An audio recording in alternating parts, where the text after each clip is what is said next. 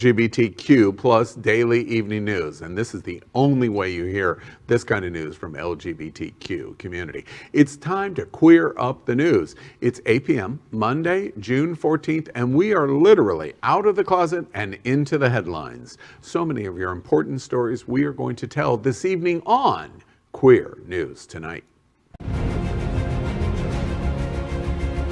This is the world's first live daily LGBTQ evening news show. Out of the closet and into the headlines on Queer News Tonight with Al Ferguson. Hi, and thank you for joining Queer News Tonight. This is the world's first and only unedited, live LGBTQ plus evening news show. Whatever happens, you will see it. Queer News Tonight is supported by viewers like you. We are part of the Happening Out television network, Hotspots Magazine, and We Meg Events. Hotspots is celebrating 35 years of the LGBTQ plus experience, and We Meg is bringing you Wilton Manor's Stonewall Pride Parade and Street Festival on June 19th. Merged, we bring you the best of LGBTQ plus news, entertainment, and support of our LGBTQ plus community.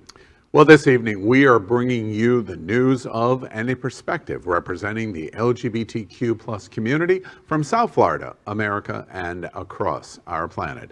I'm your anchor at Queer News Tonight, Al Ferguson. Let's welcome anchor FayWhat. She is a radio and television personality and has the popular blog and YouTube channel aiming to unite the L and the G together.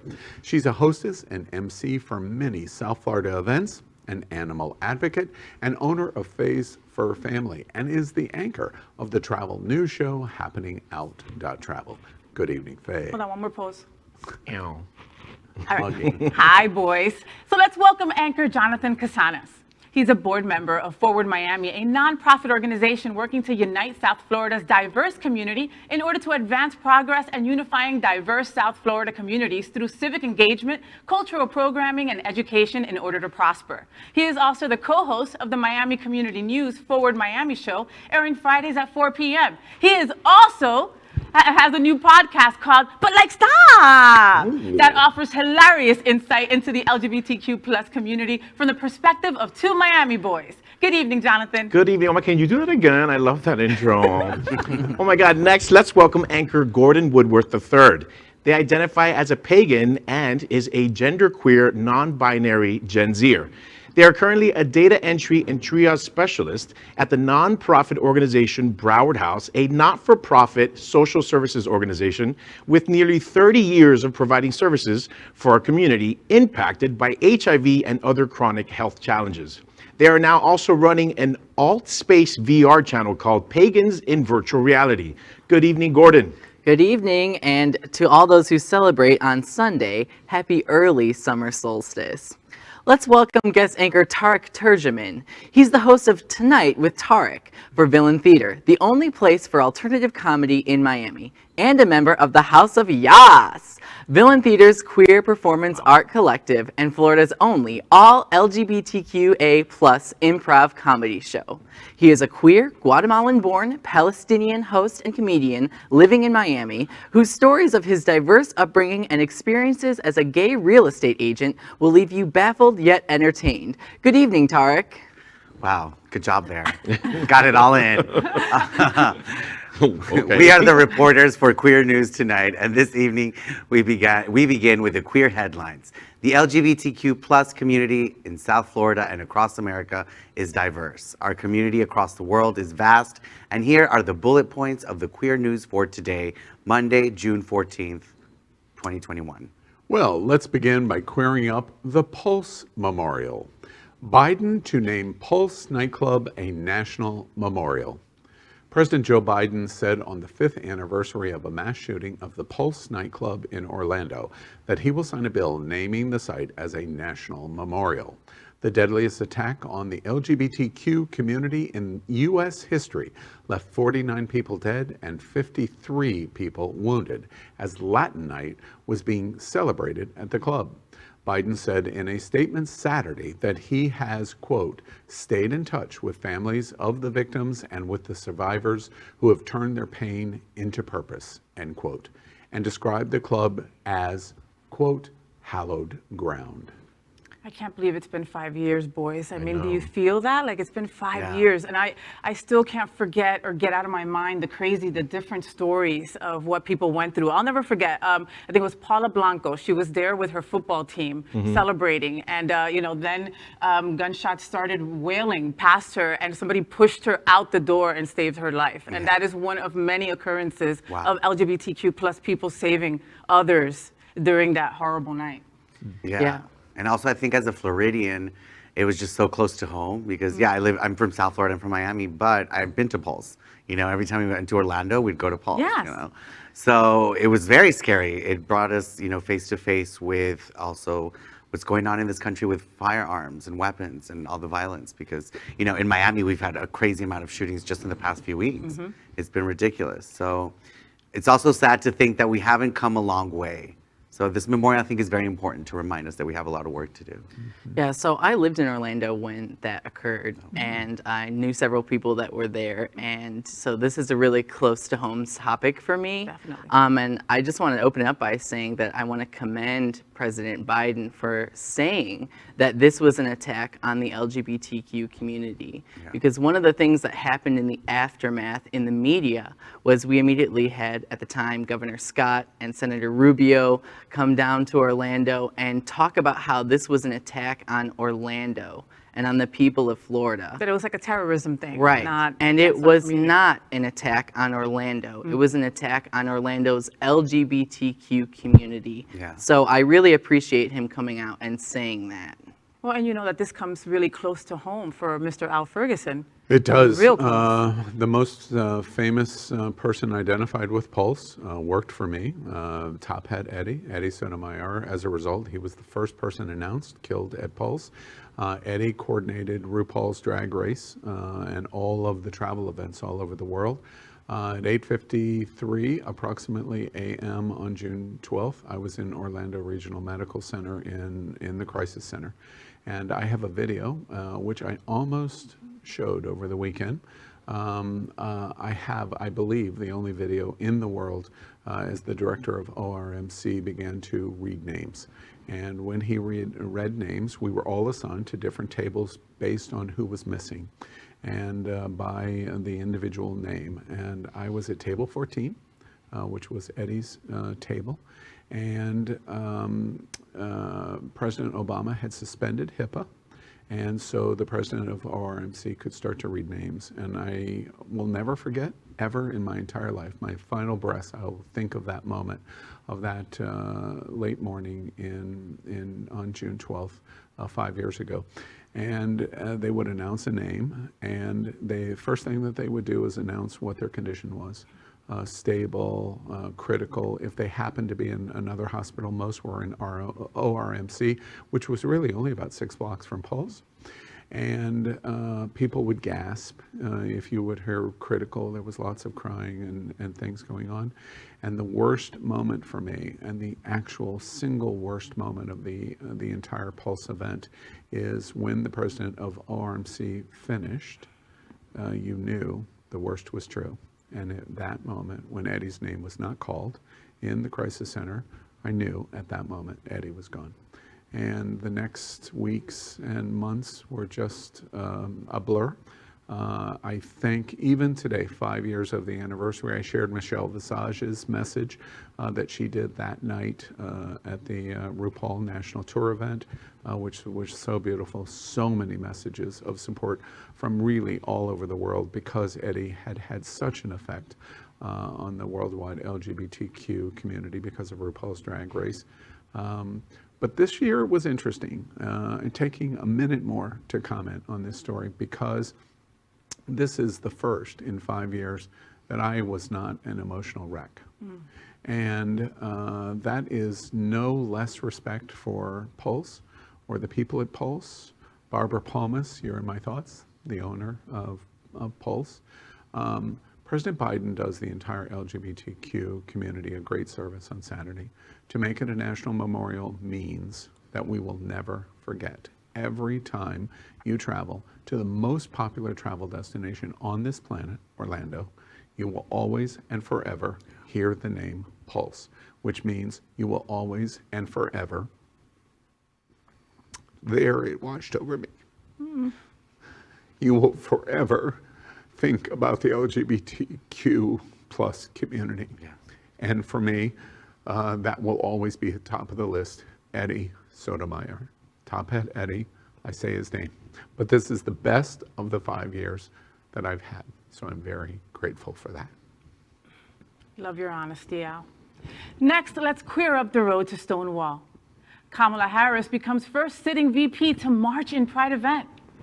Vice President Kamala Harris and her husband, second gentleman Doug Emhoff, joined in the Capitol Pride Walk in Washington, D.C. Saturday, making her the first sitting vice president to participate in an LGBTQ plus parade march.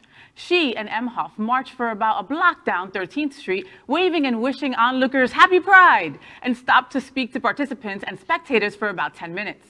Harris and Emhoff were dressed appropriately for the event. She wore a pink blazer and a t-shirt printed with the words "Love is Love," while he wore a t-shirt with "Love First" in rainbow letters. I love this. I'm glad that someone in the executive is supporting our community, but honestly, it would be a whole lot more meaningful for me to see her march a block down to Senator Joe Manchin's office and try to whip up votes in the Senate to get the Equality Act passed. I mean, I love this stuff, but You want more, I'm Gordon. tired of the dog and pony trope from the Democrats. Toto, you're not in Kansas anymore. Yeah. I'm afraid. Well, this reminds me of, it's great that Joe Biden is doing what he's doing for Pulse, but also I do think the Democrats hide behind their gay rights and supports for LGBTQ plus rights. Here we're praising Kamala Harris for being the first to walk, and that's great. I think that's amazing. However, at the same time, she was telling Central American refugees, many of them LGBTQ plus, to not come, don't come. And that I cried when she said that, because I know personally Guatemalan, as a Guatemalan, and Salvadoreños and Hondureños who need to leave their pueblos because they've been threatened to death or their partner has been killed, let alone all the others who deserve to be here. But that's what I thought when I heard this. What a stark contrast in our politics, Yeah, no, I can understand that. I just can't, for lack of a better term, I just can't shit on this administration because we weren't getting this before. Of course. I mean, from day one, Biden was against transphobia and proclamation and memorials for Pulse. I mean, it continues to prove that there's a difference here in this administration, and we're starting to get our rights back and a little, stabilization here within our community. That's what I feel. And she didn't even go on a float or anything. I mean, she's the VP. She could do what she wants. And she's like, no, I'm going to walk and be with the people. There wasn't like a massive amount of security around her. It was very casual. And I really respected that as L. Derek, I have to say, I'm happy that it happened. No, I know you are. And I'm happy No, with of this course. administration, especially coming out of Trump. But interesting to your observation, because I had not. You were the first person that has made me think about the connection of her visit and her words in Guatemala. Her statement was in Mexico City after a visit to Guatemala, and then this in walking in Capitol Pride. And that's an interesting observation. I'll have to think much more about it. The one thing that I do want to say is we endured when the worst, or like in that situation, if you get angry, or Gordon's observation, I wish, and there's a bit of anger of not having the representation that Gordon thinks that we should have. Yeah. And both observations, internationally and domestically, are valid. But the one thing that I would proffer in my observation about what Kamala Harris just did at Capitol Pride in getting into the street and walking is we've endured 4 years of a president that sowed hate and more hate in every single way. The reason why we had January 6th, come on, let's face it, is a generation of a Donald Trump and what he created. So as a result, while he is doing that, he is also saying he's the most pro-LGBTQ president in history. Yeah. Well, we're watching right now, today, the most pro-LGBTQ president in history, and his vice president. For the first time ever, a vice president has walked in a pride parade. So we can, even in the disappointment in Guatemala, even in the disappointment of the actuality of the Equality Act with Senator Manchin, we can still take the celebration of what we're watching right now. And I don't think we should forget we are making great strides in the achievements for the support of our LGBTQ community. And to accomplish what Gordon said and to accomplish what Tarek said, we need to go to the polls in 2022, and we for sure need to go to the polls in 2024. That's what we need to do. Well said. Better than I. Now we queer up entertainment. Marsha P. Johnson was an LGBTQ plus trailblazer. Her work is not finished. Watch this. Pay it no mind. It was a phrase that became popular in the 60s and 70s among members of the LGBTQ community. When facing hate, many adopted the mindset, pay it no mind. But in 1969, the abuse against the gay community in America could no longer be ignored. At the time, it was illegal to engage in gay behavior in public, like holding hands, kissing, or dancing with a person of the same sex. So, gay, lesbian, and transgender people flocked to bars and clubs where they could express themselves openly and socialize without worry. The Stonewall Inn in New York's Greenwich Village was the hub for New York City's gay and trans men and women. Over time, in response to public pressure, bars like that became the target of violent police raids. Police would storm into the Stonewall Inn. They'd haul patrons and staff out into the street and arrest them. But on a June night in 1969, on Manhattan's Christopher Street, gay and trans New Yorkers had had enough of the harassment. They fought back, and the Stonewall uprising began. Marsha P. Johnson is thought by some to be the person who threw the first shot glass. 1969 was a tough time to be gay and especially trans in America, but Marsha P. Johnson was unapologetically herself. Bold and fearless, she draped herself in elaborate outfits, painted her face with colorful makeup, and told wild tales of modeling for Andy Warhol. Tales that her brother would laugh off as just that, tales. But indeed, her tales were almost always true. Marsha P. Johnson was a trailblazer, but her life was anything but rainbows and butterflies. She spent much of it living on the street. That wasn't uncommon then, nor is it today, for gay and trans kids to be kicked out of their homes without work, without money. Back then, Marsha and her friend Sylvia Rivera built a safe space for homeless gay and trans people with an organization called STAR, Street Transgender Action Revolutionaries. Martha P. Johnson amassed a cache of nicknames over the years. The Saint of Christopher Street, Drag Mother, Queen of the Village, the Rosa Parks of the LGBTQ movement. One day, someone asked her what the P in her name stood for. Her answer? Pay it no mind. Even today, that is easier said than done if you are gay. Despite massive progress, gay people, particularly trans people, trans women, and in particular trans women of color, have it really hard. Today marks 5 years since the deadly shooting at the Pulse Nightclub in Orlando, Florida. This fight is far from over. The only difference now is that for many of us, we've come to realize that our fight is their fight. None of us are equal until all of us are equal. Pay it no mind. It was a phrase that became popular in the 60s and 70s among members of the LGBTQ plus community. But in 1969, the abuse against the gay community in America could no longer be ignored. Gay bars like Stonewall Inn became the target of violent police raids. But on one night in June, on Manhattan's Christopher Street, gay and trans New Yorkers had had enough of the harassment. They fought back, and the Stonewall uprising began. Marsha P. Johnson is thought by some to be the person who threw the first shot glass. She fought for LGBTQ plus rights, but her fight is far from over. That's the first time I saw that Velchi report, and bravo to him. Yeah, that was very nice. Yeah. Bravo. Pay it no mind. That's what the P stands for. Yeah, but I think that there's another point here that we're kind of neglecting. Yeah. So I appreciate that MSNBC is doing this report, but I feel like they are ignoring the elephant in the room, which was, who was Marsha P. Johnson throwing a shot glass at? Exactly.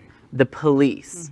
And he said it very well at the end there. We're not all equal until we're all equal. We're all not free until we're all free. A huge swath of the LGBTQ community are people of color. Look at our panel. There's 3 of y'all here with us 2 white guys here, you know? So until we have a real systemic change to the system of police violence and oppression toward people that are members of our community, police should not be welcome in our spaces, and they certainly shouldn't be welcome at Pride. Yeah, we forget that the way that police people of color today, the violence that we see, they once policed queers that way. And they still do police queers of color that way. So you're right, we are ignoring the big question here. We're not talking about demilitarizing the police, defunding the police to invest in other types of social services that could, lower our need for so much police. We don't talk about the fact that the police doesn't solve most of their crimes. But anyways, I agree with you. And I think we need to be more realistic. Isn't that crazy that that's more than 50 years ago that happened? And like you said, we haven't come that far. We've come pretty far, but how far have we come from that first shot glass thrown way back then? I, for one, am happy that we celebrate Marsha P. Johnson. I know that there's a lot of documentaries coming out on her life that I can't wait to watch. And, the Pulse star, India Moore, did a channeling of her the other day for a new necklace that they were selling for an LGBTQ plus organization. And she looked flawless as Marsha P with the headgear and all, and it was just beautiful. So any kind of light on Marsha P's life and everything that she did is a plus in my book. Yeah, absolutely. I mean, listen, we don't really know who threw the first punch, who threw the first shot glass, but we definitely know that there was an uprising and it was for the right reasons. Yeah. I do not believe in defunding the police. I don't believe that police shouldn't be part of Pride, because there are actually LGBTQ people within the police department that want to be there, that want to march and want to support us and protect us. What we need is education, continuing to learn how to provide support and security in these types of instances, and that's not what's happening. And let's not forget that there's a lot of LGBTQ plus folks that are police officers. Of course. But they can march in Pride out of uniform. Sure, The absolutely. context is completely different. Yeah. Pride exists because it was a protest against police violence. The context is not there for them to be there in uniform. No one's saying don't come to Pride. I'm saying come to Pride as an individual, not as a member of a police department. Yeah, highlight their job, because they can take that uniform off. I can't take my gay uniform off, Oh, you It's can't. the same thing we have to tell Black people for Black Lives Matter, Sure, but you're also not considering the amount of money you have to pay for policing an event like a festival. I would pay anything to not see people be These are brutalized by the nonprofit police. organizations that do prides, right? So it's thousands and thousands of dollars that the police actually donate. So it's a double-edged sword sometimes. It's interesting to me. I clearly hear the Gen Zer at the table, in even the anger of what he thinks this story represents to our community here in South Florida and all over the nation.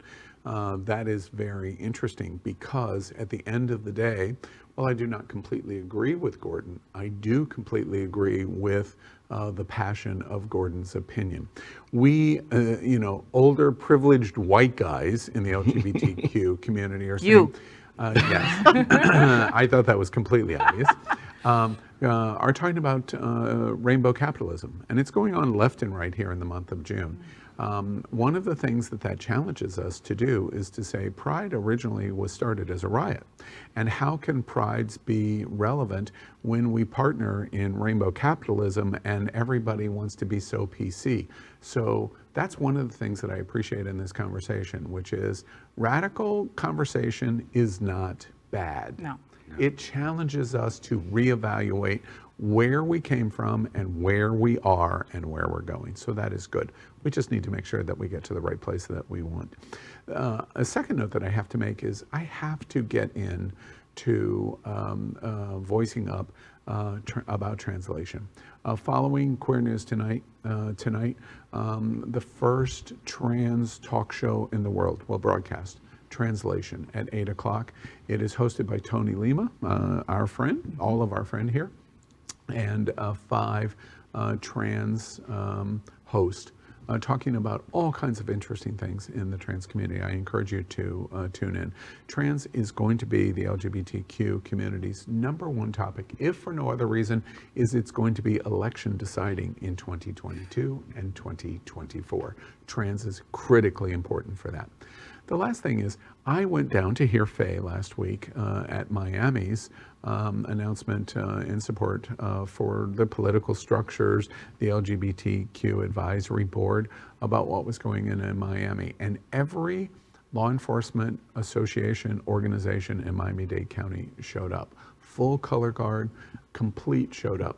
And there was so much talk in the room about, wow, look at all of the embracement of law enforcement.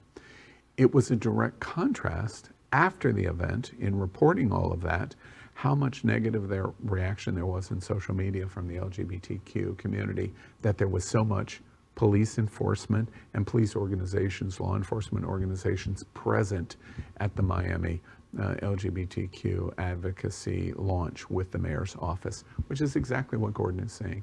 It's very interesting. The one thing is, let's not paint this entire thing in one broad brush, because it's more complicated than that. And we need to find a path to provide compromise and education and understanding about law enforcement for the LGBTQ community. My thought. Yeah. Fight the power. Hopefully a radical change. Next, let's queer up business. Walmart heirs stand up to Arkansas's anti-trans legislators with $1 million donation to LGBTQ plus groups. The family of Sam Walton, the heirs to the Walmart fortune, are donating $1 million to help LGBTQ plus organizations in the state of Arkansas just weeks after the state passed the harshest anti-transgender law in the country.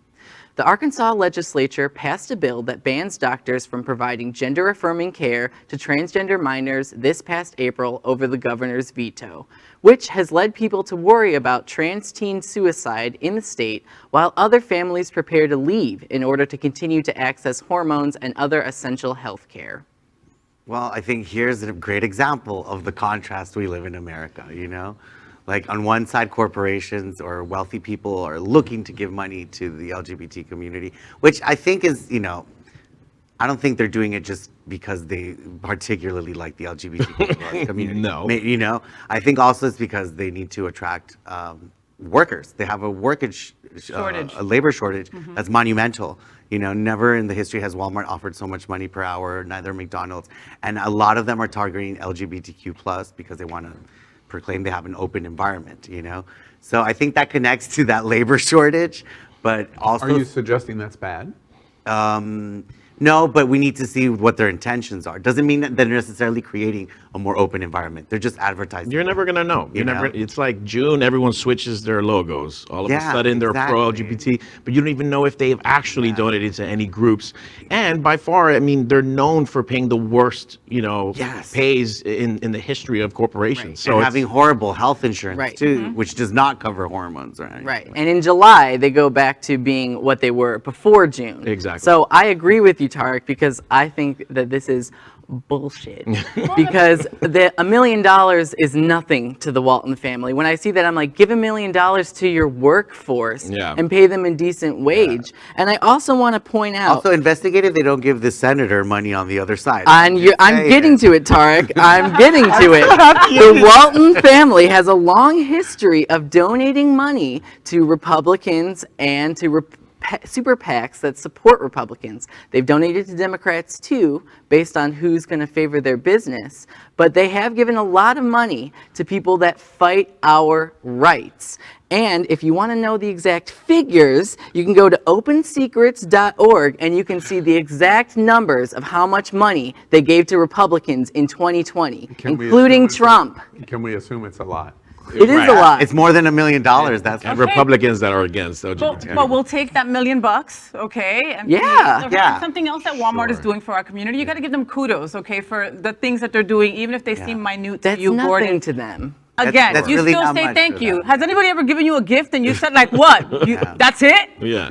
Yeah, you probably have said that. No, no. Walmart also just came out with a fantastic gay ad that they're running on all their Facebooks, and it's a gay couple, and it says love is in the aisle instead of love is in the air, and it's super, super cute. It's a gay couple going on a blind date through the aisles of Walmart. You know, so they're doing their, what, you wouldn't? No, I'm just looking at aisle because I like to think of it as like they probably hooked up in aisle 8 or something. Like Yeah. it's just not like, Were they realistic looking Walmart? What's the bathroom like at that Walmart? I want to go there. Were they realistic looking Walmart customers? Did they have all their teeth and all Gordon, not nice. They were very pretty boys. Yeah. You know what's interesting they about were. this situation is we need a little combination of Faye's observation and a little combination of Gordon's observation. At the end of the day, Walton family, thank you for the $1 million because it's going to fund organizations like Equality Arkansas that are going to bash and bash and bash in the state of saying we are demanding equality. It will help fund, along with the ACLU, getting into courts and having federal courts reverse the ridiculousness of what is going on in Arkansas. We have to slightly give them a pass. They sit in Bentonville. Bentonville is like New York City or Boston for Arkansas. There is some better education, more enlightenment. That's what money brought to Bentonville, Arkansas, in northwest Arkansas because of the Walmart family fortunes. One of the most spectacular museums in all of America is sitting in little tiny Bentonville, Arkansas. But the most important thing here, I think, is an issue that we hold them accountable. And that's what I'm hearing in our conversation. Is we want your money, we appreciate the symbolism, we know it's a marketing ploy, we love the money, thank you for helping our community, and we'll continue to hold you accountable, which is what Gordon is going to do. So that's the balance that we're looking for. I love you, Gordon. Yeah. OpenSecrets.org. Okay. We will for sure find out they've spent a lot of money on the Republicans. All right. All right, now let's queer up politics. Introducing their worship, the world's first non-binary mayor. When the UK's Owen Harcombe, a part-time archaeology master's student at Bangor University, climbed to the stage to accept their position as the newly appointed mayor of Bangor, he felt, quote, hugely humbled, end quote, to represent their community. What is even more unique about Harcombe 23 is who they are, non-binary, queer, and agender. They made history in this year's local and mayoral election by becoming the first openly non-binary mayor of any city in the world.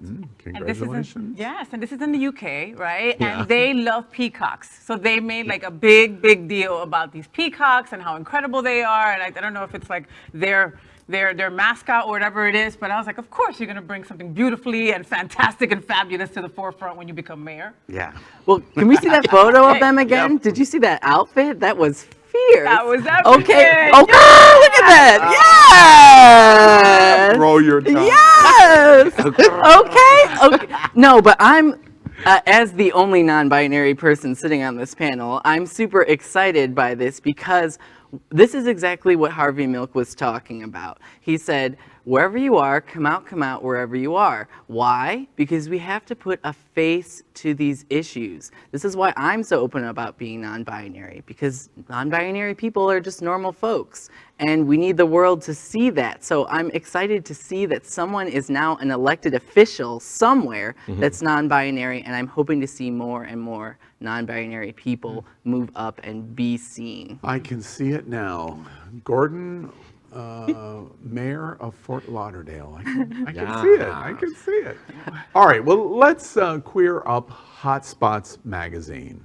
A flash mob is going to be featured at Stonewall Pride Parade and Street Festival, and you can participate. Watch this. Hello everyone, my name is JB Menz, your 2019-2020 Mr. Stonewall Pride. Welcome to our Juneteenth Flash Mob practice video. This year, Stonewall Pride falls on the honored American holiday that celebrates Black American culture and freedom, Juneteenth. Both Stonewall Pride and Juneteenth intersect with deep meaning and symbolism of liberation and compassion for your fellow person. June 19th of 1865, the day of Juneteenth, represents when slaves were declared free in Texas after the Civil War. And June 28th of 1969, the Stonewall riots, represents the day when LGBTQ+ community stood against fear and persecution. The two historical events couldn't be any more indicative of a match made in unity, especially when one of the pillars who led the riots was a queer person of color, Marsha P. Johnson. In respect to this historical alignment of liberation and love, we at the Stonewall Pride have engulfed our day of celebration with the honor tributes to Juneteenth. Well, this Saturday, June 19th, is the Wilton Manors Stonewall Pride Parade and Street Festival, the first to come back to South Florida. It's also Juneteenth, the day the last of the slaves in the United States were freed. Join Hotspots Magazine, our partner, WeMeg Events, and Happening Out Television Network as we celebrate both Pride and Juneteenth with a special flash mob celebrating both. Featuring music relevant to the LGBTQ plus community and created by Black artists, the flash mob will take place in front of the Black Experience stage, which is the main stage on Wilton Drive. If you want to participate, make sure you wear black, red, and green, and send an email to Mr. Stonewall Jameer Baptiste at jbaptiste@wemeg.org for the dance moves and more information. I see it. You got it, right? I got you. Yeah, me too. Let me tell you, I love like creating a cool way to celebrate something. And by the way, babe, if you don't ask me to marry you in this fashion, like I don't want it. Like flash mobs are the best call thing. out for a flash mob for a The proposal. best thing ever. All right. Yes. I love flash mobs. I haven't been part of one since No Pants Day on the subway in New York, right? Those are like the best What? You guys have never been you never partook of that? No. It's a lot of fun. No. But this one even means more, of course, because it celebrates, it talks about Yeah. Juneteenth and it's very important. But I'm not a good dancer, okay? I mean, I'm Latina with no rhythm. And these moves I could do. Yeah, you could do these. I could do these. So I'm going to be a part of that. Yeah, See, I'm still questioning whether she could. See, I was going to say I'm excited to see all the white people from Wilton Manors try to dance and do this. That's going to be the real entertainment. On Juneteenth, yeah. Also, if you're going to be in Miami, we're celebrating Juneteenth at Villain Theater with a huge show headlined by Shea Butter, the famous comedian. Yes. And there's, I think, 2 queer comedians as part of it, too. Oh, excellent. Well, I've got to give a shout out. You saw in that video JB Menz at Hotspots Magazine, my print partner there as he's shaking his butt at me, which I'm liking, by the way. And he is the current Mr. Stonewall Pride, and he'll be leading the flash mob. This is in front of the main stage at Wilton Drive. I am very honored. I'm going to be the lead anchor for the national broadcast of Stonewall Pride. I'll be sitting in front of a 16-foot LED screen as we broadcast to South Florida and the nation. I'll be sitting with FayWhat and Tony Lima and Sean Palacios and Camille Lewis. And so we have a very interesting cast that's going to be broadcasting the parade. And I have to do a shout out for Misty Eyes. Misty Eyes this week will be hosting. She has presented Mr. and Mrs. Stonewall for years, and they'll be doing it again this week to title the new one. And of where they're going to have it is at the Eagle. A fantastic week for Wilton Manors and Broward County and all of South Florida as we return to normalcy. Maybe they're saying 35. I'm guessing 50,000 people are coming on Saturday to Wilton Drive. It's going to be quite exciting. And if you're on the drive, wave to Faye and to me as we're on that stage. We're going to try to do everybody proud. And we're going to bring some of the best of Stonewall Pride stories to our South Florida community and the nation international broadcast. So it's going to be a lot of fun. 16-foot Al Ferguson. Yeah. Take that all in. That's so exciting. It's beyond exciting. And I was scared because you said lead anchor, I think. I was like lead dancer. I was like, no. No, mama. Oh, and by the way, let me give you all a little clue at the parade, a reason to come. I don't know if you've ever watched Flock Fest. But Flock Fest is coming July 10th. We're sponsoring. We're also broadcasting at Flock Fest on the beach at Fort Lauderdale Beach. But Flock Fest goes through this big elaborate process of blow-ups and balloons and all kinds of things to become flamingos. Yes. And a little birdie has told me there's more than 100 in the marching unit. Oh, wow. At the parade this Sunday or Saturday. So it's going to be spectacular to see. I can't wait to see it. Yeah. So next, let's queer up sports. You guys know about sports, right? No. I do. All right. Sure. One of you. No. Gordon. Yeah. What sure. sport do you know, Al? I played football. He plays Oh, you pool. did? Yeah, and I swam for 12 years. Yeah. I was a swimmer. That's Yeah. I follow DCI. Yeah. I competed in drama. All y'all shut up and let Faye go to the story. All right. So this 22-year-old could become the first out driver to win a race in NASCAR history. At 22, Devin Rouse has already accumulated professional car racing wins and driven on legendary racetracks like Daytona International Speedway. But arguably, the biggest obstacle he's overcome in his career is coming out in 2020 at the end of Pride Month. Now Rouse has a chance to top that. He is slated to become the second out NASCAR driver, and if he were to win, he would become the first out NASCAR driver to win in the sport's 73-year history. He has found sponsorship with Marcus Lemonis, CEO of Camping World, and his car will be designed by A Main Creative, an out graphic designer. Okay, so it's not like a football locker room, right? So Are you throwing shade I'm throwing at shade. NASCAR? Hold on. So it's not that's not the hard part. The hard part is the demographic that goes to see these races, the people who live and breathe NASCAR. Confederate flag That's flyers. that's the scary part about this story that I'm very proud for us to have now representation in that sport. But yeah, a little easier to come out maybe because you're sitting in the car and maybe not in a locker room with 30 dudes that want to like bash your face in. But See, I agree with you completely because was my point for this as well, is that this is a great way to reach conservatives. Think about it. Instead of that, the center of the track being, a bunch of trailers and guys shotgunning beers, it'll be a circuit party. Okay, it'll be perfect. that would be perfect. Actually. Daytona's infield becomes a circuit party. Yeah. I don't see that happening with all those country. Well, maybe not this year. Maybe not this year, but maybe in the future. Here's the secret. Whatever. A lot They of them are secretly gay. would love to be at the circuit. We've got to congratulate Devin Rouse. However, we've talked about it 10,000 times since the creation of Queer News Tonight. Representation matters, and you're standing up for the entire community. You probably don't want that on your shoulders, but you get it. It comes with it no matter what, because you're breaking new grounds. And my goodness, if you could become the first NASCAR winner, historic for our community, because it will pause lots and lots of people, just like the black driver. I can't remember his name, but similar situation where you represent, you're literally carrying the rainbow flag for all of us. Congratulations. Yeah. All right. Well, next, let's queer up the world. Sadly, I have to deliver this story, but I'm going to give it to you as best as I can. Brazil rocked by brutal gang rape of a gay man. The LGBTQ plus community in Brazil still reels from the brutal attack on a gay man last week. Unidentified assailants attacked the victim in Florianopolis, who beat him, raped him with sharp objects, and forced him to carve homophobic slurs into his own flesh. In 2020, the watchdog group Grupo Gay da Bahia reported 224 murders and 13 suicides of queer people in Brazil alone. These crimes often go unpunished, or thanks to systemic homophobia among police, uninvestigated.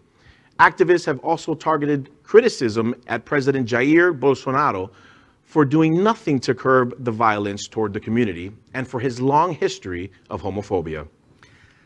It's a very sad story, but it comes back to two stories that we already talked about. One, this is the type of violence that many Central Americans that are LGBTQ plus are running from and can't come anymore.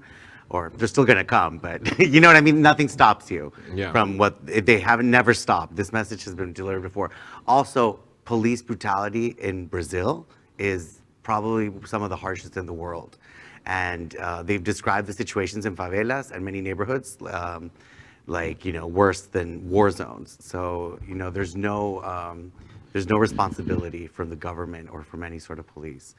And that's why these things happen so much in Brazil. Brazil is not a safe place for many LGBTQ plus people. I mean, it's very scary. You know what it is? 224 murders, and that's the ones that were counted. We really don't know how awful it really was. And these people who committed this horrible crime still haven't been caught. No. And Brazil is also the country with the highest rate of femicide and on the female side as well.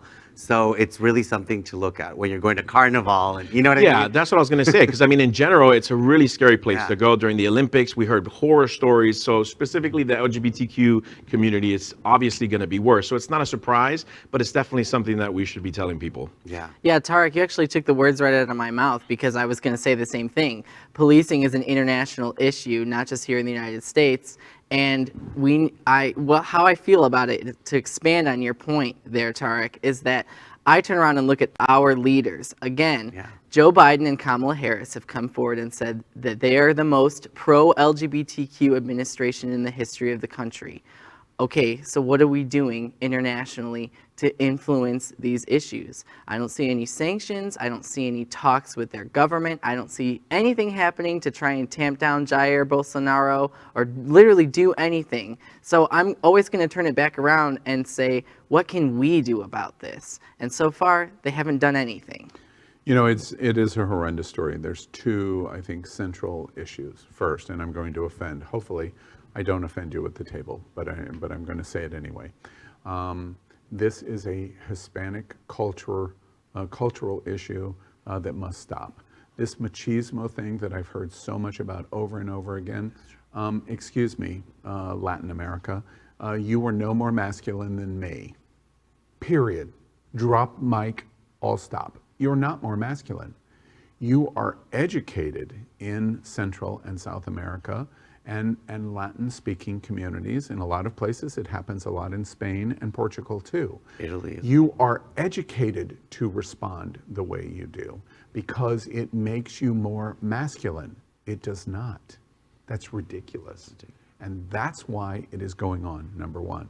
And the representation, if you're going to hold a single person responsible, you call the person Donald Trump. Oh, wait, I mean Jair Bolsonaro. Yeah. They're the same person. Yes. And in Brazil, he has arguably been as bad and in certain areas even worse. Yeah. And the proof of it is the response in the murder rates of LGBTQ against not only trans, but also the abuse of women and the murder of LGBT gay men is worse than in the United States. And also, they are going to surpass, with only 50% of our population, they are going to surpass America's death rate in COVID-19. Yes. And it's the same reason on both sides. Yes, 100%. Bolsonaro says not wearing a mask makes him a bigger dicked man. Wow. It is a lie. Literally You are says things ignorant. like that, yeah. He does. Yeah. And that's the problem here that's going on in Brazil. Yeah, I agree with you 100%. It's a hard problem to overcome for our administration when they think they're being macho in the way they're responding to women, gay men, and COVID-19.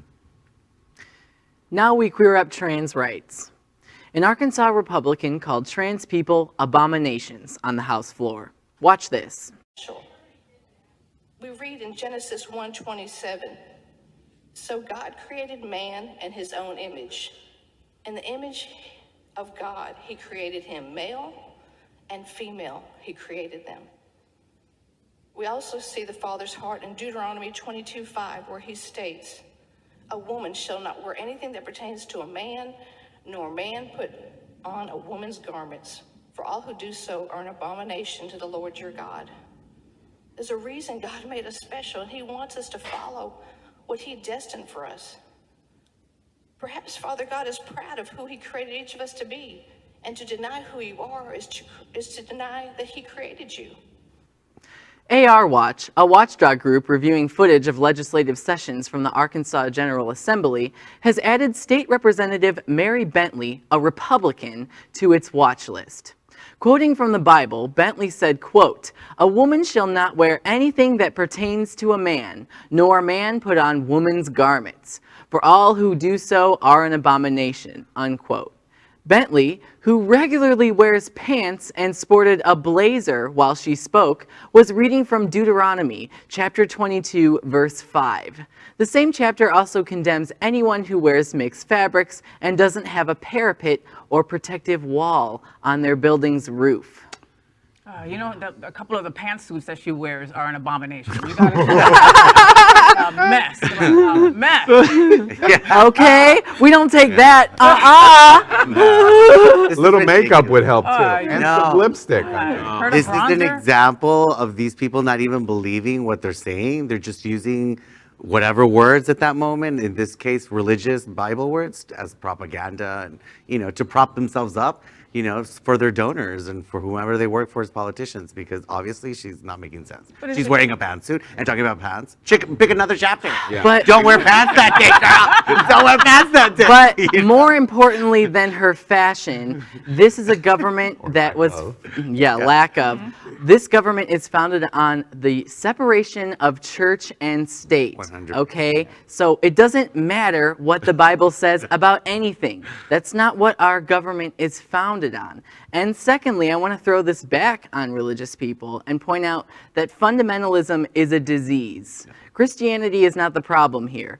Fundamentalism is. Evangelical. Yeah. So I'm going to turn it around and say to liberal Christians, if you're out there and you can hear me, this is your time to speak up about this and say, hey, this doesn't represent us. This doesn't represent our religion or what Jesus was talking about. And it's on you at this point.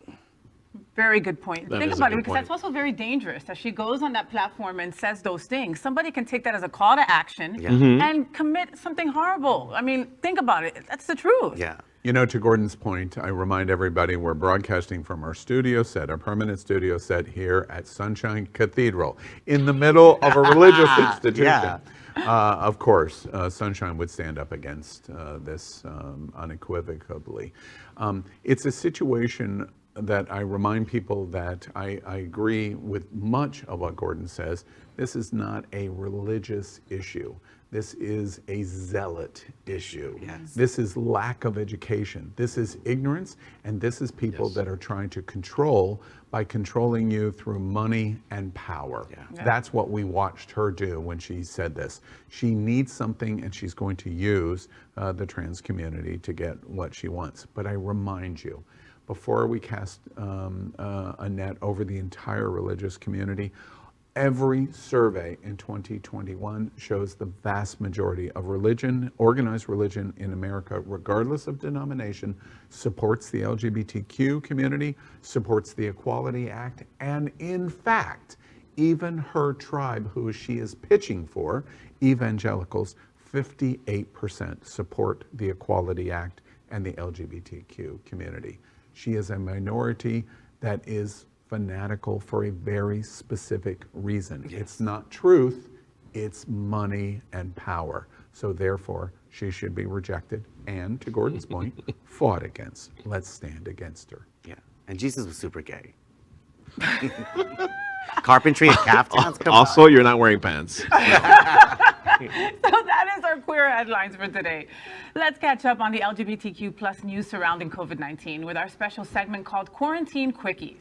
Queer News Tonight has been LGBTQ plus America's most important news source on the pandemic, as we have reported on coronavirus on every news broadcast since January 6, 2020.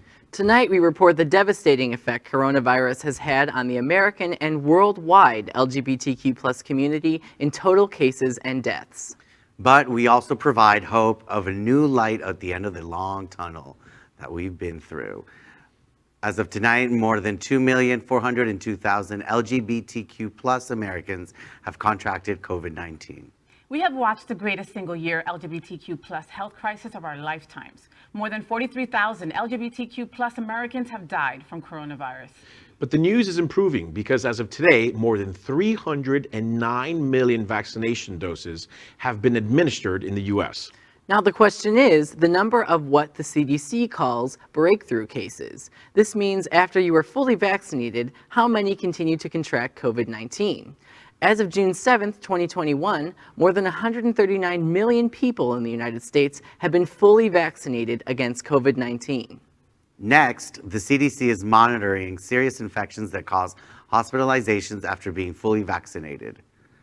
Again, results are incredible, with only 3,275,000 hospitalized in America. Finally, the most important number is how many COVID-19 deaths for those that are fully vaccinated. CDC reports as of June 7th, only 603 fully vaccinated Americans have died of COVID-19. This makes the coronavirus vaccine one of the most impressive medical achievements in history. So I'm glad that we're commenting on this because this is an issue that I feel very, very passionate about. Compared to all of the others. Yeah. No. Finally. No, because How do you wake up, Gordon? Yeah. No, because as someone who works in public health, I love vaccines. Vaccines are the single greatest thing that has ever come out of the medical industry in the history of humanity. It has been working since the 1700s. We've been doing vaccines and they've worked.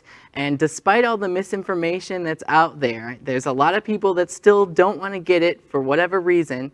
I don't know how much proof they need now because there's been millions of us who've already received it and we're fine. I'm fine. I didn't even have side effects when I got it. And they work. At the end of the day, they work. And this is the way out of this pandemic. We have to vaccinate our way out. And if you go to Pride on Saturday, the Department of Health will be there vaccinating people. So if you don't know where to go to Pride on Saturday and get your vaccine. It's free, whether you have insurance or not. It's free. Free. Gordon told you now. And just a little sidebar before you comment.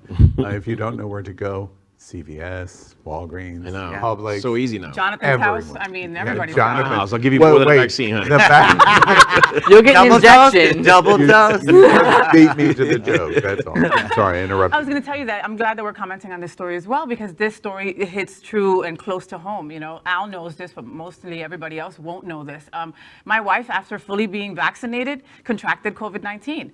She also has an underlying condition. She has rheumatoid arthritis that is, she's immune compromised. If it wasn't for this vaccine, I know for sure that my wife would have ended up in the hospital. Because she was fully vaccinated, that protected her. That could have saved her life. 100%. This vaccine, It lessened the symptoms. Yes, and, she lost her taste for a couple of days, and that was it. These vaccines, yes, it happened in record time, but yes, they work. And I didn't get anything, and I was fully vaccinated with her. And they protect people that are too immunocompromised to get the vaccine themselves. Yes. Yeah. And like as a stand-up comedian, I've been around town, different rooms in South Florida, and you call out for like, who's gotten vaccinated? And you can literally measure what crowd you're in with that question.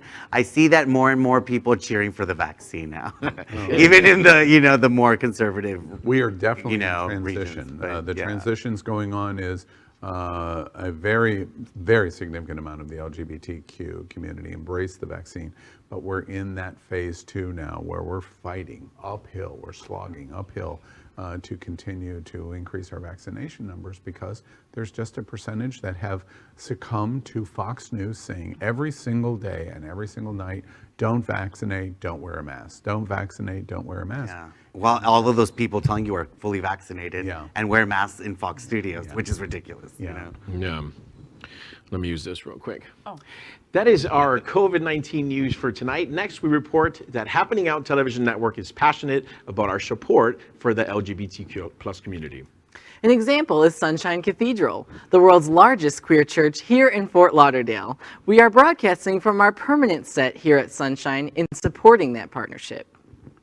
The network broadcasts the largest LGBTQ plus religious broadcast in the world, with more than 30,000 watching every Sunday at 10:30 a.m. Eastern, and it's totally live. We encourage you to tune in. Our campaign of sponsorship proudly supports Sunshine Cathedral is my queer church. Watch this.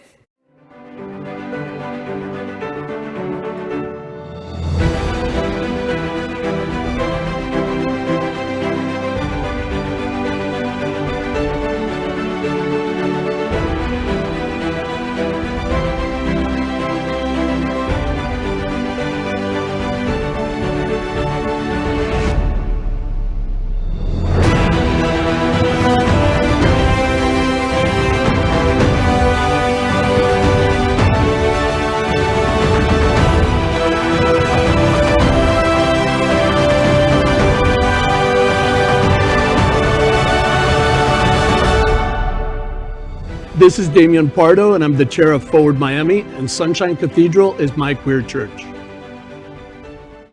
Well, finally, we thank Queer News Tonight's hotel sponsor, Best Western, I-95 Fort Lauderdale. This is the closest and best choice to the famous Wilton Drive, and our host and guests stay at this LGBTQ plus ally partner. We encourage you, if you're coming to Stonewall Pride this weekend, we encourage you to stay here when visiting South Florida. So that's today's news for the LGBTQ plus community on the world's first and only daily LGBTQ plus evening news show. Is our community important to you? Then help us by liking and subscribing. Ring the bell for updates. Share this news with your friends and family. Post this broadcast in the many groups you're a member of. Tonight's stories about our community deserve the attention of your family and friends. Queer News Tonight is the only live LGBTQ plus digital television news in the world that is out of the closet and into the headlines. We need your support. If our community is to grow, we must tell our stories and bring them to the attention of the broader world. This is the only place in the world that tells these LGBTQ plus stories in motion and sound. That is the passion of Happening Out Television Network and Queer News Tonight. I'm your anchor, Al Ferguson, and on behalf of these LGBTQ plus reporters, the anchors of Queer News Tonight, including FayWhat, Jonathan Casanas, Gordon Woodworth III, and Tarek Turjuman, we will see you daily, and that means tomorrow night at 8 p.m. Good night.